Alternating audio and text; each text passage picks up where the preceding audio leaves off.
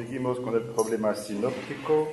Ahora, segunda teoría, un poco más compleja, la teoría de las dos fuentes, que es la más común. Por eso es bueno conocerla un poquito. Que fue elaborada en el siglo XIX. Según la teoría de las fuentes, las dos fuentes, Marcos escribió en primer lugar. Mateo y Lucas escribieron después de Marcos, conocieron el texto de Marcos y bueno, lo aprovecharon. O sea, el material de la triple tradición que encontramos en Mateo y Lucas vendría de Marcos. Pero según esta teoría, Mateo y Marcos no conocieron el Evangelio del otro. O sea, Mateo no conoció el Evangelio de Lucas y tampoco Lucas el Evangelio de Mateo. O sea, hay una separación entre Mateo y Lucas. Entonces, Mateo conoció y utilizó Marcos, lo mismo Lucas.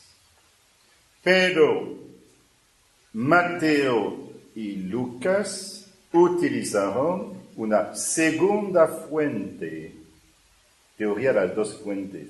La primera fuente, Marcos, segunda fuente, Q.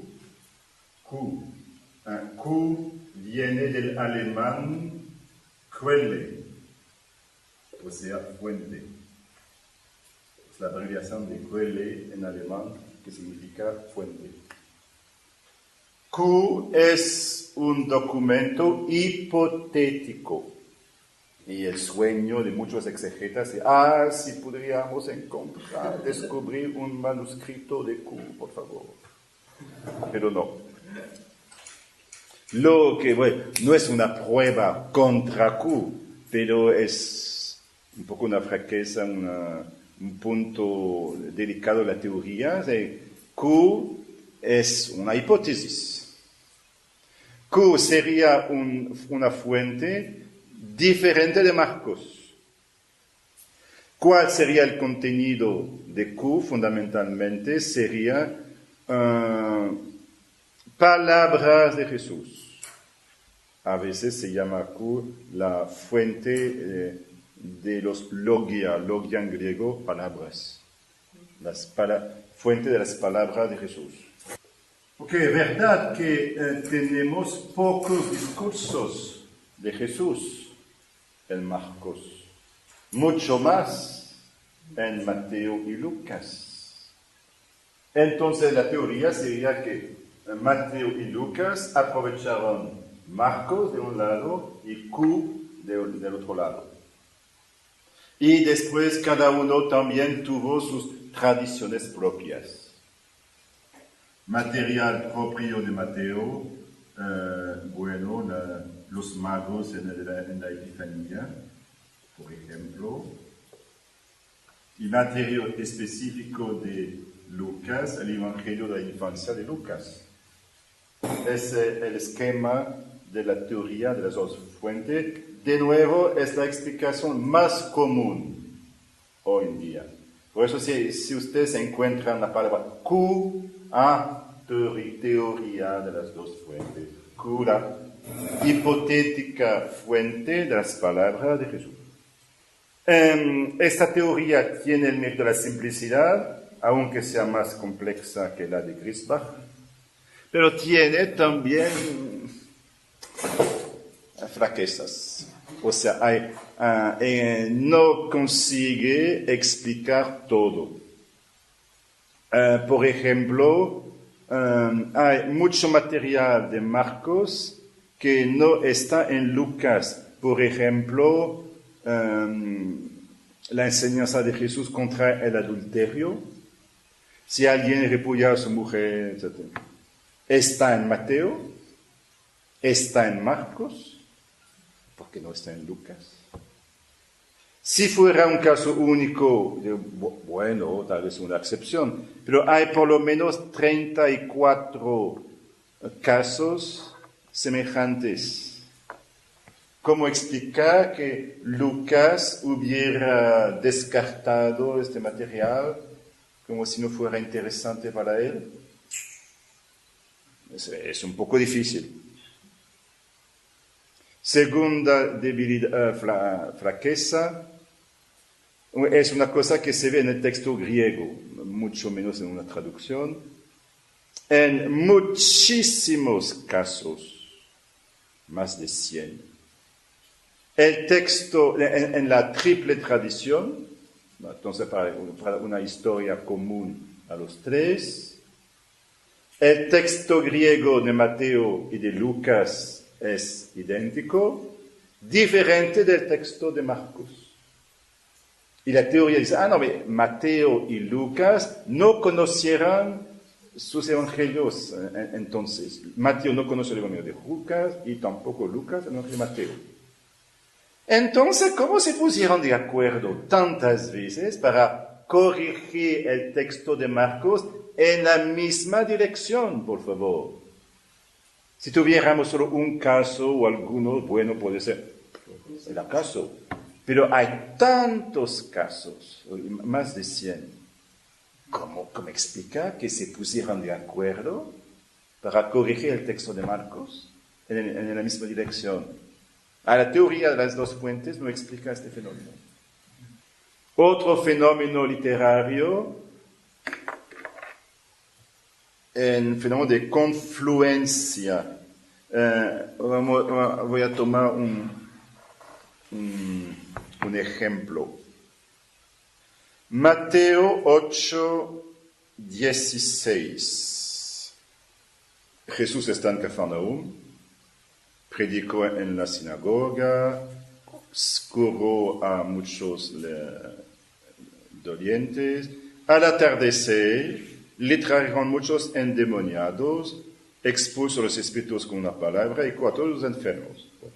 Bueno, versión paralela, Lucas 5:12.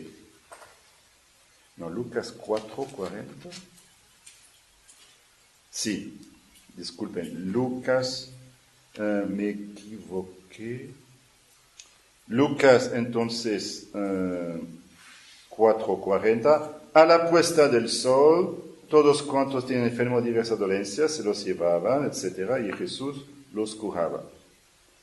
Es sustancialmente la misma cosa. Pero veamos la versión de Marcos. Marcos 1:29. No, 32. Al atardecer, a la puesta del sol, le trajeron todos los enfermos. Qué cosa rara. Marcos repite al atardecer, a la puesta del sol. Mateo al atardecer, Lucas a la puesta del sol y Marcos al atardecer, a la puesta del sol. Como si Marcos hubiera hecho una unificación de los textos de Mateo y Lucas. Hay 82 casos semejantes en que el texto de Marcos se presenta como si fuera una síntesis del texto de Mateo y del texto de Lucas. Y es imposible pensar, yo soy Mateo, la expresión de Marcos es inútilmente larga, yo voy a tomar la mitad. Al atardecer, basta. Y Lucas, yo voy a tomar la segunda parte, al pôr del sol. Y cada vez también se pusieran de acuerdo, yo tomo la primera parte y tú tomas la segunda parte. No tiene sentido. Cuando la teoría de Griesbach lo explica perfectamente. Miren, en la teoría de Griesbach, sí, Marcos tomó el material de Mateo y Lucas y hizo una síntesis. No hay problema en la teoría de Griesbach. Ella tiene otros problemas, claro, que son explicados de manera más satisfactoria en la teoría de las dos fuentes. Pero son ejemplos concretos para mostrarles la complejidad del problema. Es un problema difícil. La teoría de las dos fuentes, de nuevo, es la más común. Tiene el ventaje de ser sencilla, explica muchas cosas, pero no explica todo. Y es probable que la explicación exhaustiva debe ser más compleja que la teoría de las dos fuentes. Todavía hay mucho trabajo para los exegetas. En la dirección opuesta yo tengo aquí, por ejemplo, un gráfico de un exegeta que, miren, no sé si consiguen ver, la complejidad del esquema. Es una locura. Él trata de tomar en cuenta todos los fenómenos. Sí, pero presupone entonces tantos documentos hipotéticos que es imposible. Después de esa breve introducción al problema sinóptico, abordamos el problema de la historicidad de los evangelios. De nuevo, Dei Verbum 19, la Santa Madre Iglesia firme y constantemente ha creído y cree que los 4 referidos evangelios, cuya historicidad afirma sin vacilar, comunican fielmente lo que Jesús, Hijo de Dios, hizo y enseñó. Bueno, afirmación fuerte, pero el concilio no quiso entrar en los detalles. ¿Qué significa histórico? Tal vez yo podré ilustrar el problema con 2 posiciones diametralmente opuestas.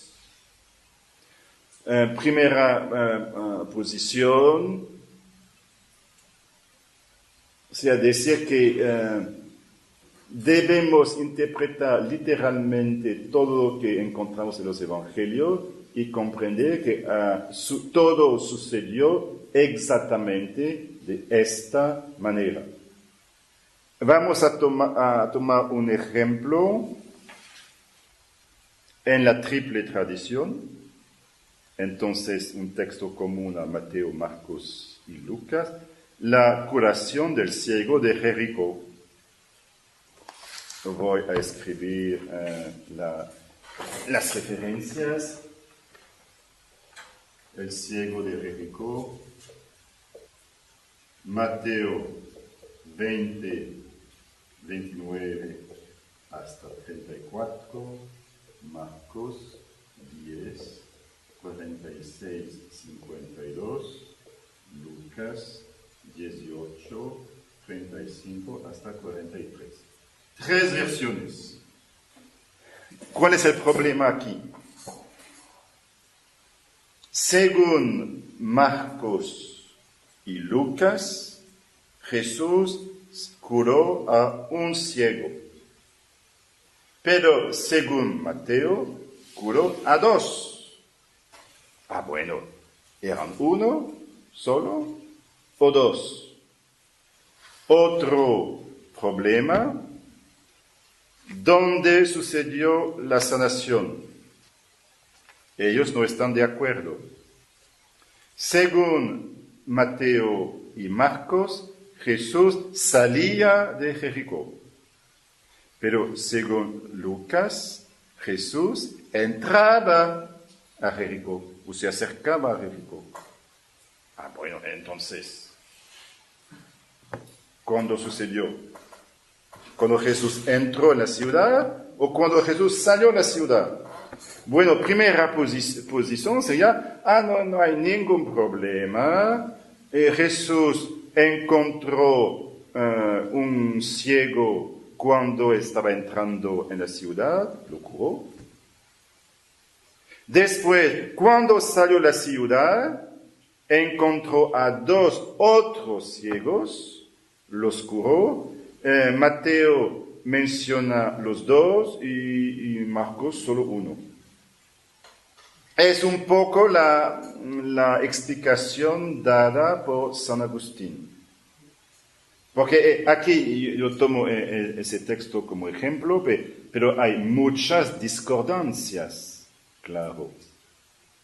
2 versiones de las bienaventuranzas, 2 versiones del Padre Nuestro. En Marcos hay 2 multiplicaciones de panes, en Lucas solamente una. La purificación del templo de Jerusalén cuando Jesús tomó el látigo para expulsar a los vendedores.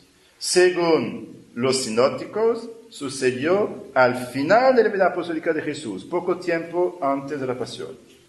Pero según San Juan, no, al inicio. ¿Cómo explicar esto? Entonces, algunos dicen, bueno, por ejemplo, en el caso del templo, Jesús hizo una primera expulsión al inicio y una otra expulsión al final. Si tuviéramos solo un caso de discordancia, podríamos adoptar esta solución. Sí, bueno, una vez está bien, pero hay tantas veces que al final es bastante artificial. Leamos San Agustín, porque San Agustín escribe un tratado sobre el acuerdo entre los evangelistas, tratando de resolver ese tipo de problema. Y realmente yo quiero mucho a San Agustín, que tiene un respeto para la palabra de Dios inmenso, un amor también muy intenso. En ese sentido es un modelo de fe y de amor para la palabra de Dios. Pero la solución que él nos ofrece me parece un poco artificial. Entonces, Mateo dice, cuando salían de Jericó, Jesús encontró a 2 ciegos. Marcos cuenta la misma cosa, pero solo menciona un ciego. Y contestaremos a esa dificultad, como ya lo hicimos, con relación a los 2 los 2 demoníacos, endemoniados. Que otro fenómeno, porque en Marcos solo 1, en Mateo son 2.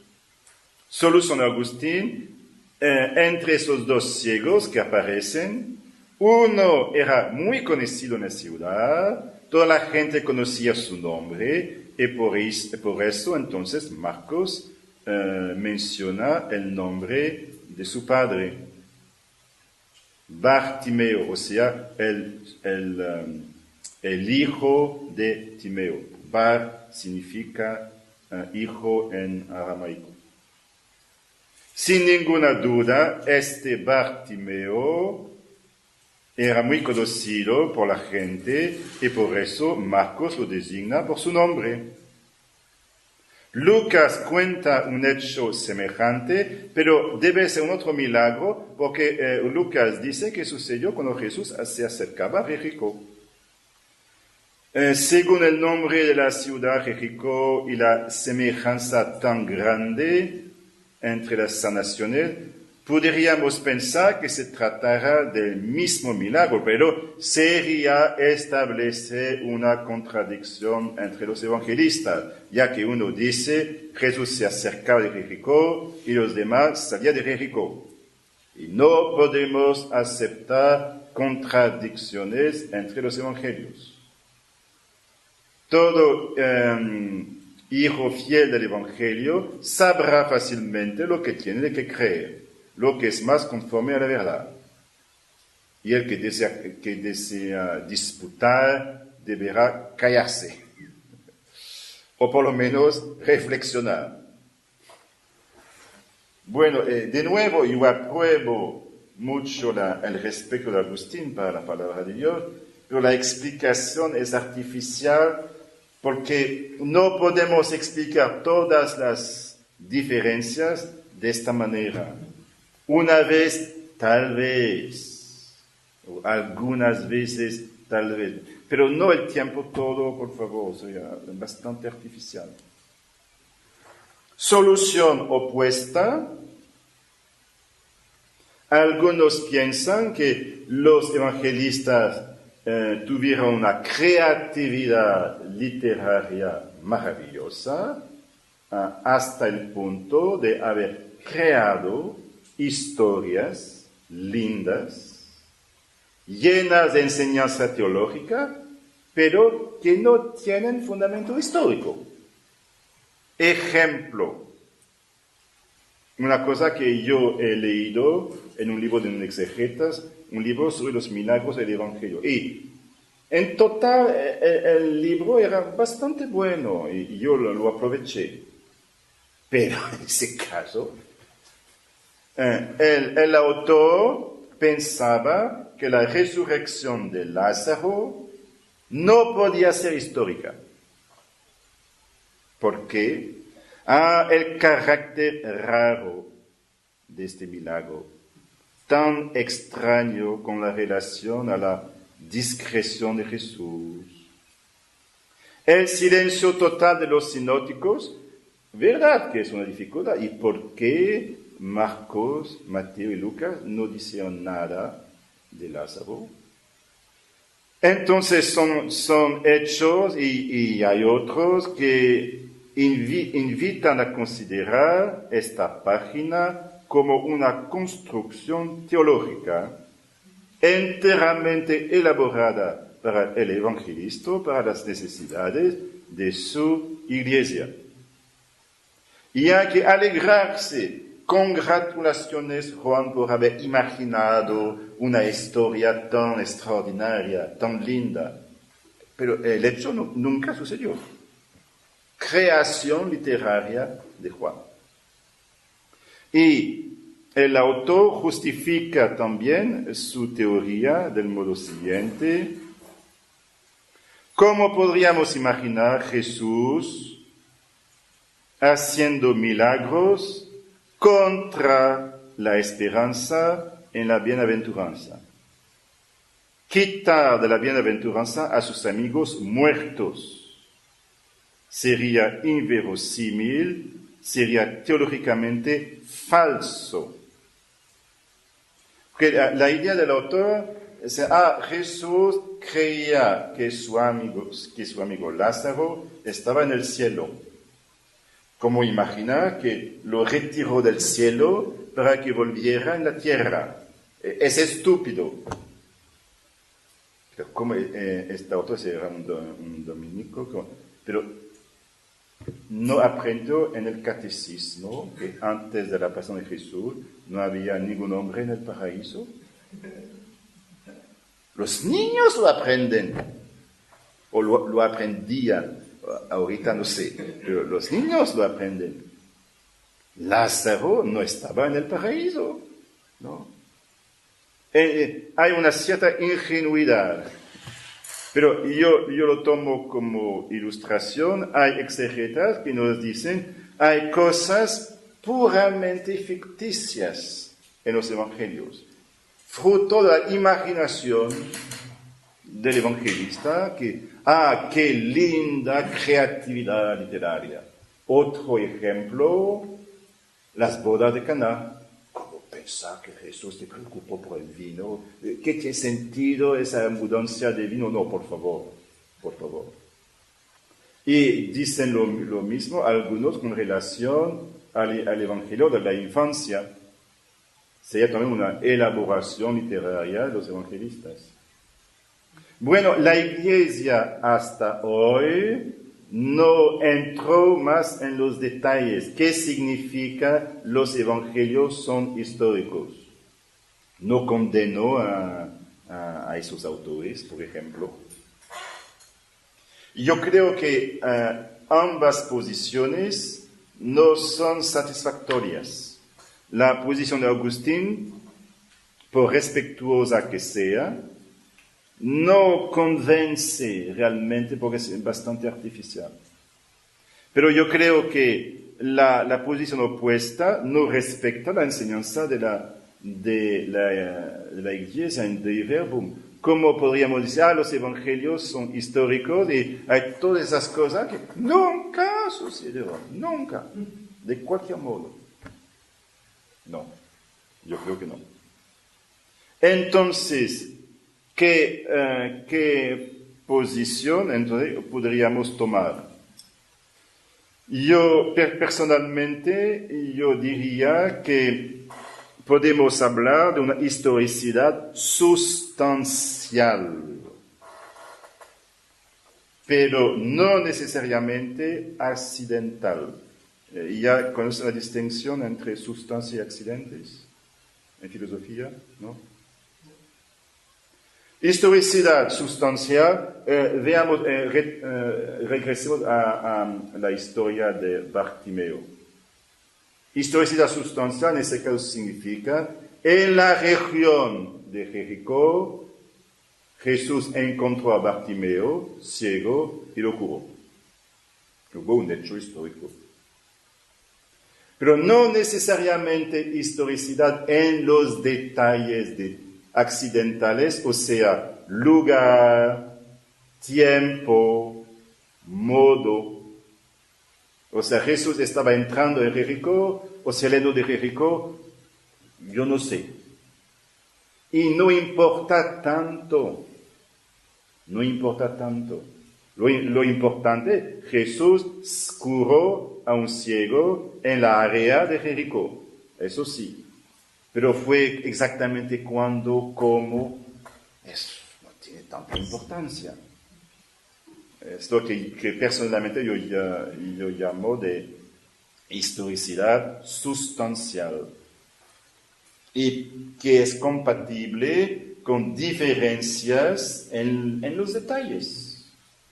Otro ejemplo, las diferencias entre los textos que cuentan la institución de la Eucaristía. Tenemos 4 versiones, los sinópticos y Pablo, 1 Corintios 11. Y bueno, son distintas. Y no es posible reconciliar perfectamente las diferencias. No, hay realmente diferencias. Por ejemplo, Lucas y Pablo mencionan nueva alianza. Esta copa es la nueva alianza en mi sangre. Cuando Mateo y Marcos hablan de alianza, no nueva alianza, sino alianza. En Mateo 26, Jesús tomó pan, lo bendijo, lo partió, dándoselo a los discípulos, dijo, tomad, comed, este es mi cuerpo. Tomó luego una copa y das las gracias, se la dio diciendo, bebed de ella todos, porque esta es mi sangre de la alianza, que es derramada por muchos para perdón de los pecados. Y si comparamos, bueno, solo con Lucas, para simplificar un poco las cosas, Lucas 22, 20, esta copa es la nueva alianza en mi sangre que es derramada por vosotros. Bueno, aquí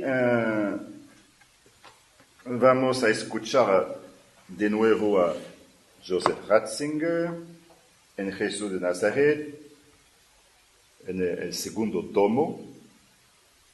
Nosotros partimos del presupuesto de que la transmisión de las palabras de Jesús no existe sin su recepción por parte de la Iglesia naciente. Ya lo hemos visto ayer, el texto que ustedes tienen. No tenemos acceso a las palabras mismas de Jesús, tenemos acceso a 4 evangelios. Cada uno es un canal particular, pero que implica una recepción específica, en cada caso, de las palabras de Jesús. Esa recepción específica suscitó ecos diversos. La Iglesia que se sabía rigurosamente comprometida en lo esencial, lo que yo llamé sustancial, da lo mismo, pero que también era consciente de que el ámbito de resonancia de las palabras de Jesús, con sus correspondientes alusiones sutiles al texto de la Escritura, permitía algún retoque en los matices. Así se podía percibir en las palabras de Jesús tanto el eco de Jeremías 31, la expresión nueva alianza, o sea, Lucas y Pablo nos dirigen a Jeremías. Miren, en la profecía de Jeremías 31 se está cumpliendo ahora. Bueno, sí, gracias. Tal vez no lo hubiéramos visto sin la adición del adjetivo nueva. Pero diciendo nueva, sí, ahora entiendo el cumplimiento de Jeremías 31, gracias. Es probable que sea una adición, pero es una adición que esclarece el sentido de las palabras de Jesús. No es una traición, yo nunca dije esto. No, Jesús diría antes, sí, Lucas y Pablo tuvieron razón porque era parte del sentido de mis palabras. Tuvieron razón. Cuando Mateo, por otra parte, Mateo nos dirige para otra cosa. Esta sangre es bebed de esta copa todos. Esta es mi sangre de alianza, que es derramada por muchos para perdón de los pecados. Nos dirige a Éxodo 24, la segunda alianza del Antiguo Testamento. Éxodo 24, 8. Esta es la sangre de la alianza que ya había hecho con vosotros según todas estas palabras. Y derramó la sangre sobre el altar.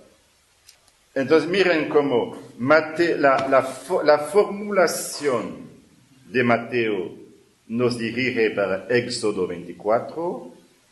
Miren, se está cumpliendo lo que había sido prefigurado en el tiempo de Moisés, la alianza en el Sinai.